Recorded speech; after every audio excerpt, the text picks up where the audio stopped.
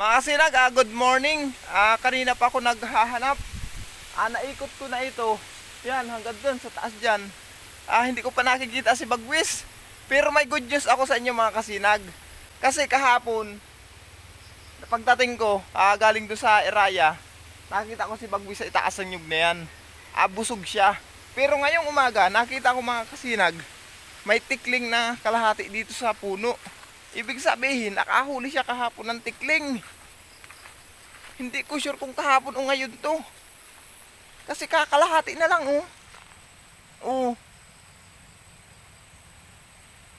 Hindi ko na ipapakita. Pero ito yung paa oh. Oh, yan yung paa. Hindi ko na ipapakita mga kasinag yung ano. Kalahati na lang. Ibig sabihin talagang naghahunting na siya.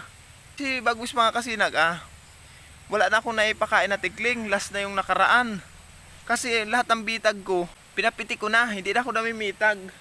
Kasi yung tikling na nahuli ko nung nakaraan, sinilo ko lang yun doon sa pugad niya. Kasi pagula ko kasi nung kalabaw, may tikling ako nakita. May pugad siya, 5 itlog. Sinilo ko. Tapos yung mga itlog, kinain ng mga bata ko. Kinain ng mga chikiting. Ngayon mga kasinag nakahuli talaga siya Kaya natutuwa ako. Good news to. Marunong na siya maghunting. Hanapin natin mga kasinag.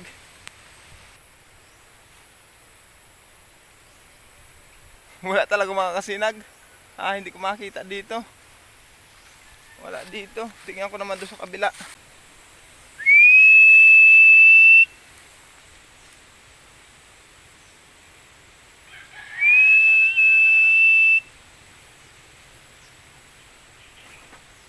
Wala talaga mga kasinag. Ito! Ito pala sa bubong. Oh. Ito pala pala. Andito pala sa bubong mga kasinag. Ito na Andito na. Hindi ko. Sumulpot na lang. Bagwis! Bagwis! Good morning! Saan ka galing? Good news yung balita mo sa akin Naghunting ka pala kahapon. Nakapag-hunting ka pala kahapon, hindi mo sinabi sa akin. Very good talaga yan nakapag-hunting na. Good news yan Bagwis. Alam mo Bagwis natutuwa ako para sa'yo. Ipagpatuloy mo lang yan Very good ka talaga baby. Halika kakain ka doon sa bahay. May daga akong dala sa'yo. Saan ka galing? Saan ka naghanap? Bagwis, pag wala ako, maghunting ka na lang muna Kasi ayaw mo namang kumain pag pinapakain ka na Mrs. Taas ng mga chikiting ko. Morning! Morning! Very very good din Halika Bagwis, doon tayo sa bahay. Ayun mga kasinag, natutuwa ako. Kasi si Bagwis biglaan lang sumulpot dyan. Hindi ko alam kung saan galing. Nalibot ko na kasi yung doon, yung gubat dyan sa dyan taas. Nalibot ko na. Wala dito pala. Ewan ko saan galing yan. Tawagin natin.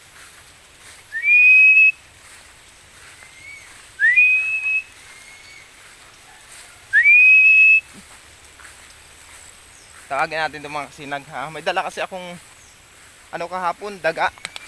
Yung dalawang anak ng daga. Yun ang ipapakain ko sa kanya ngayon. Ayan na mga kasinag. Ayan na. Yun. Ayun na. Halika dito. Kain ka muna. Ayan na mga kasinag si Bagwis. Pakainin natin dito.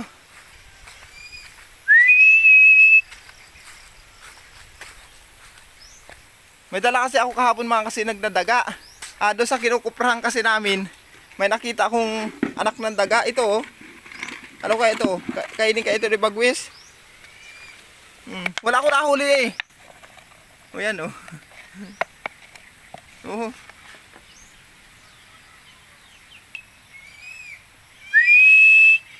Ayan na.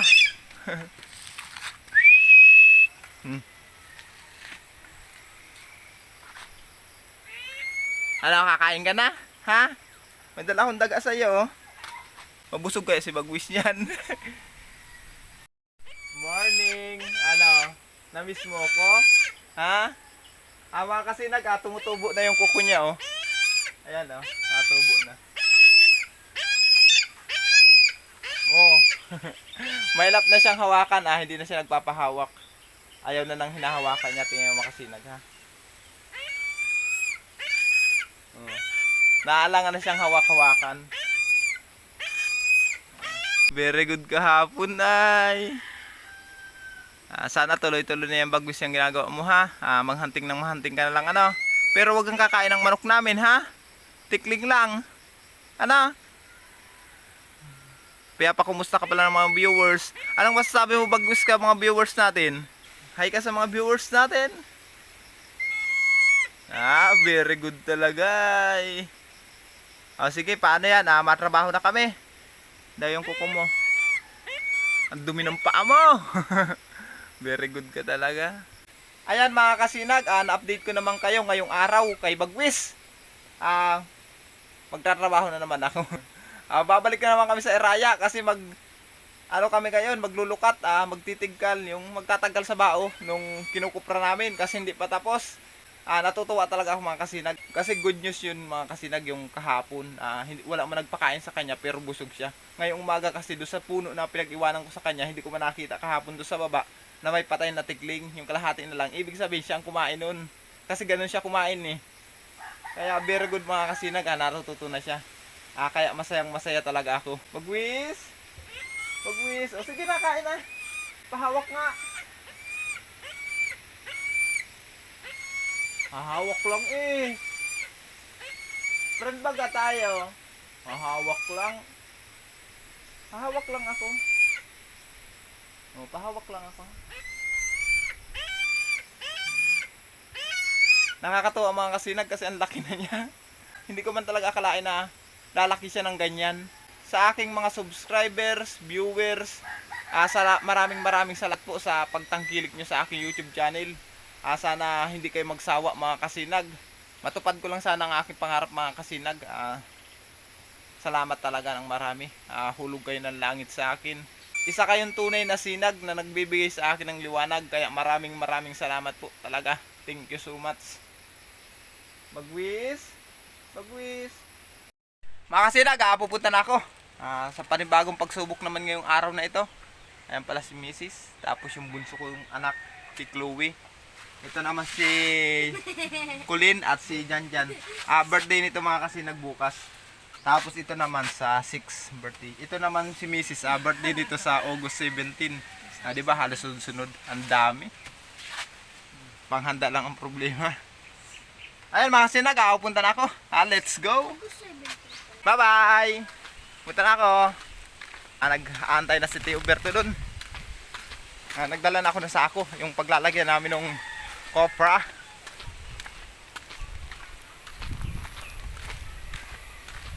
Punta na tayo mga kasinag. Ando na po si Tio. Ando na daw mga kasinag. Ayun na si Tio Berto, nakita ko na. Sana hindi kami mabasa ngayon. Ang lakas pala ng dagat ngayon mga kasinag.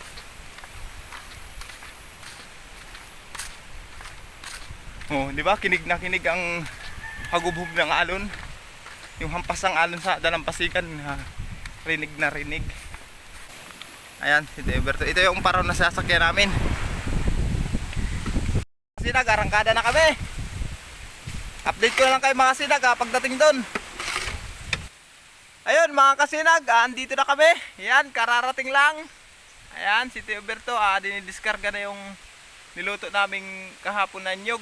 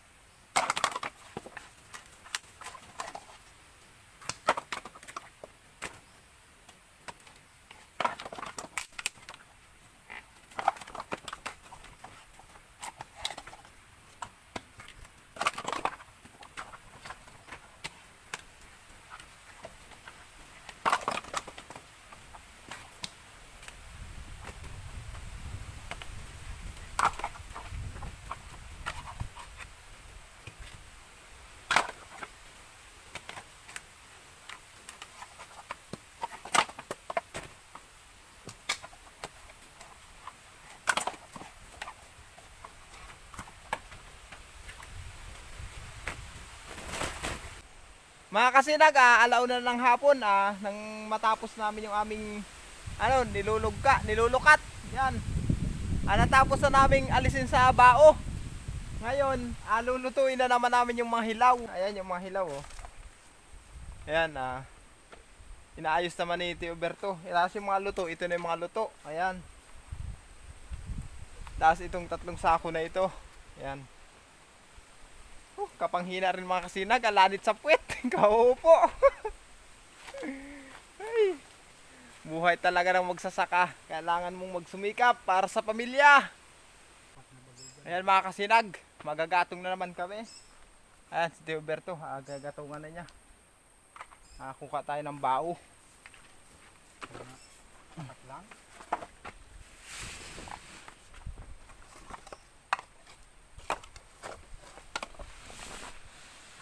Ito po, tabi tayo. Mga kasinag, may nag-comment pala sa akin, sa lugar daw nila, sa ang pagkukupra, pagkakawit, binabaak na nila.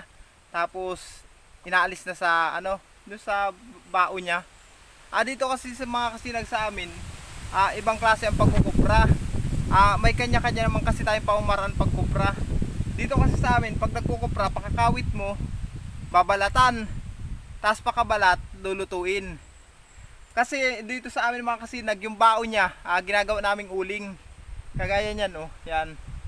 Ito yung bao niya, inuuling namin to para may maipanggatong kami. Kasi kung pakakawit namin ay babaakin na namin, sayang ng bao. Wala kami magiging panggatong. Kaya ito ang ginagamit namin panggatong mga kasinag, uling na bao. Kasi napaka ganda pati itong ipanggatong kisa sa uling na kahoy. Kasi kanya-kanya naman tayong pamamaraan sa pagkukupra. Bahala na kayo mga kasinag, kung anong pamamaraan ng pagkukupra nyo. Basta kasi kami, ganito ang pagkukupra namin kasi ito na ang nakaugalian namin na pagkukupra, nakasanayan, yung nakagisnan ba, ganito mga kasinag.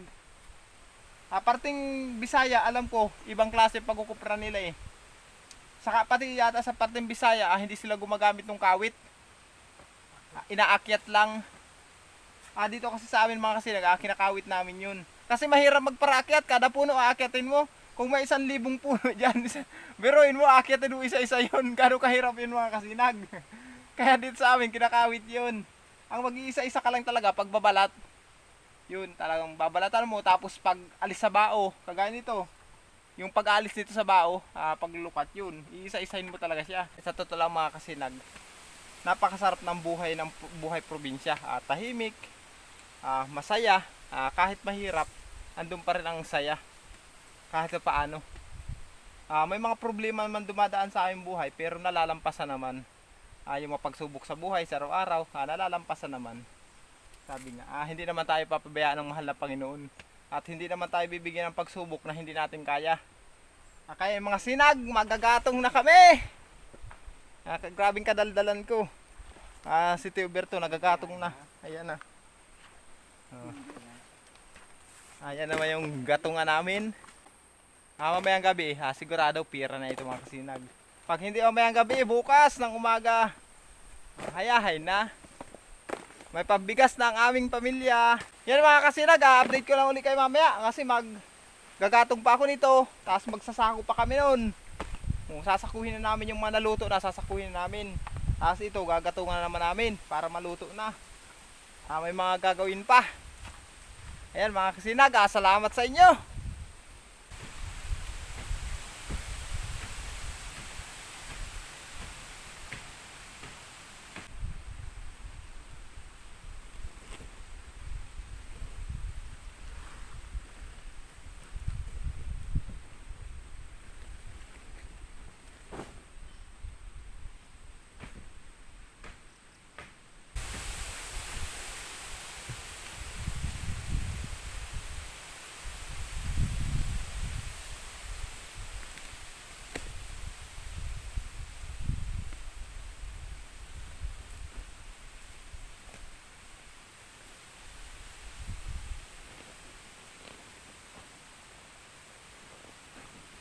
Mga kasinag, tapos ko ng isa ko. Wala pa rin ang aking Tio Berto. Si Tiberto mga kasinag, pumunta kasi doon kay kay Edwin Lucena. Shoutout pala kay Nunoy, kay Edwin Lucena. Yung kasi mga kasinag ang maghahakot itong kupra. Ayan naisako ko na. 5 sako lahat ito mga kasinag. Yan. Itong inuupuan ko yan. 5 sako lahat ito. Kasi 1,000 buo lang naman higit ito eh. Mga kasinag, ayan na. Hahakutin na. Ito pala si Boss Edwin. Si Boss Edwin na Lucena. Yan na. Hahakutin na ng kanyang kalabaw. Ayan na. Shoutout pala sa mga Lucena family. Antayin na lang namin uli ang pagbabalik niya. Medyo malayo-layo yung mga sinag. Abuti siguro mga 15 minutes bago yan makabalik. Kasi malayo yung pagdadalhan nun eh. Dadalawa na lang naman yung hakutin niya pagbalik. 2 sako na lang. Ayan mga kasinag, doon na lang tayo magantay sa kubo. May kubo kasi dito mga kasinag, yung pinag-uulingan ng kahoy. Mamaya pa naman yung darating si Edwin, si Nonoy. Dito tayo magantay sa kubo mga kasinag.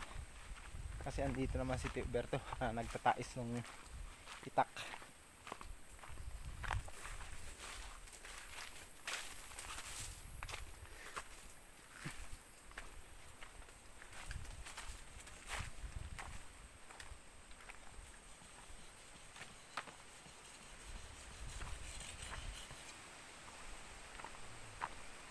Yan.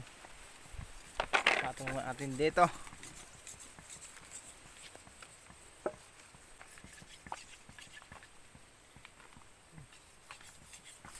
Yan, ito mga kasinag, ito?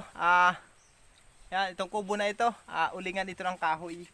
Pugon ang tawag dito mga kasinag. Diyan pinapasok lahat yung kahoy. Tapos sinasarahan niya ng putik.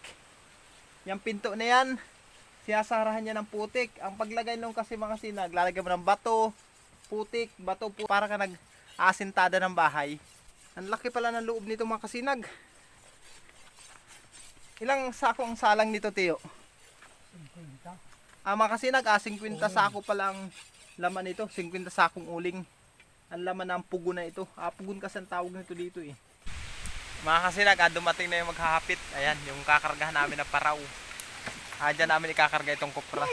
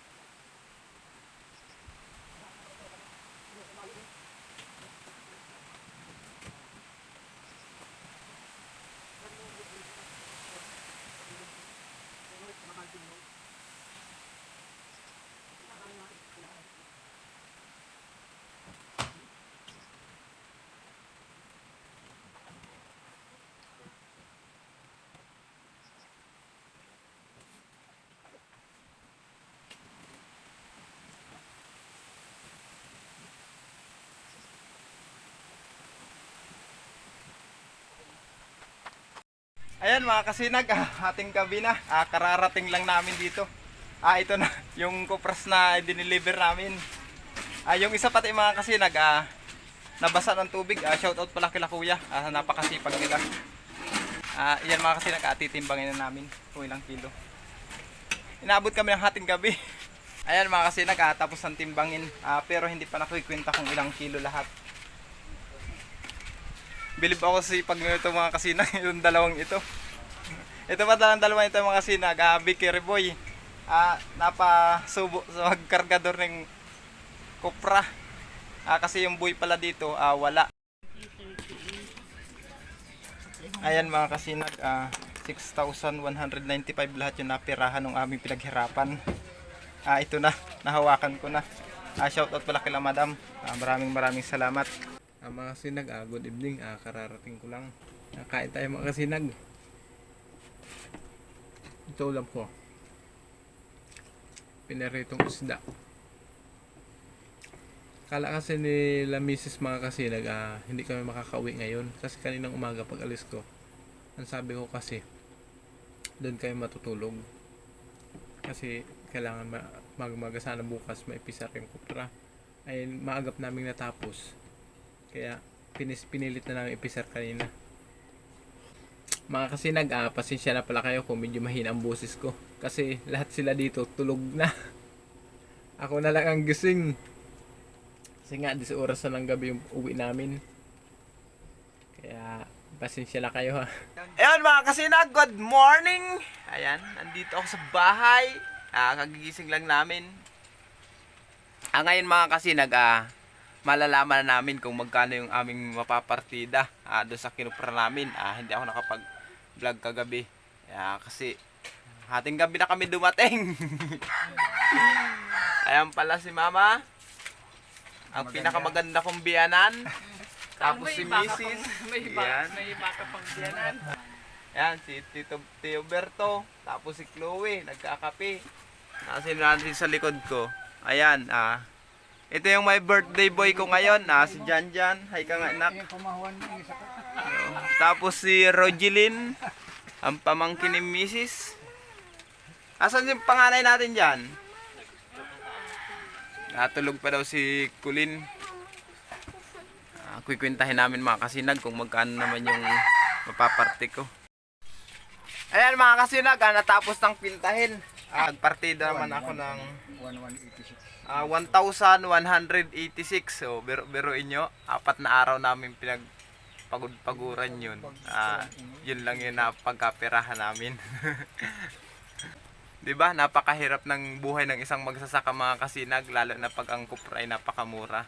Laking pasalamat ko mga kasinag. Kahit paano, pinagkalooban pa rin tayo ng mahal na Panginoon. Mga kasinag, good morning.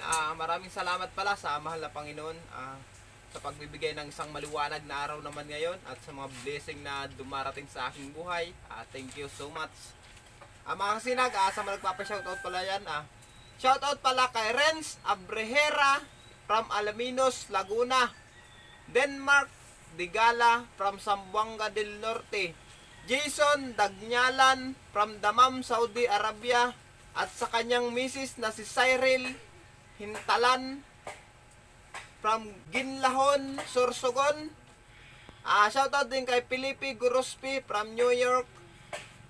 Regs Tanlawan from Masbate. Shoutout pala kay Uloy TV Mix Vlog from BF Homes, Parañaque City.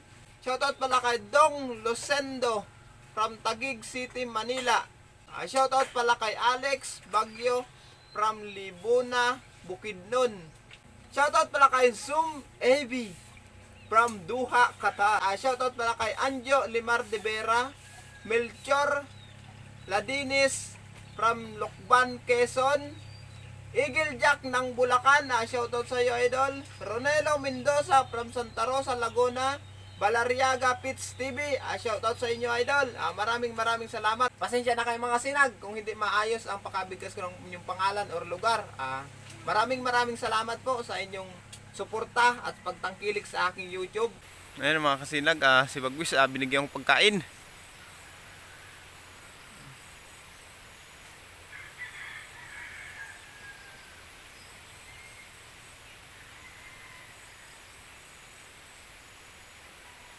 Ayan, kumakain na.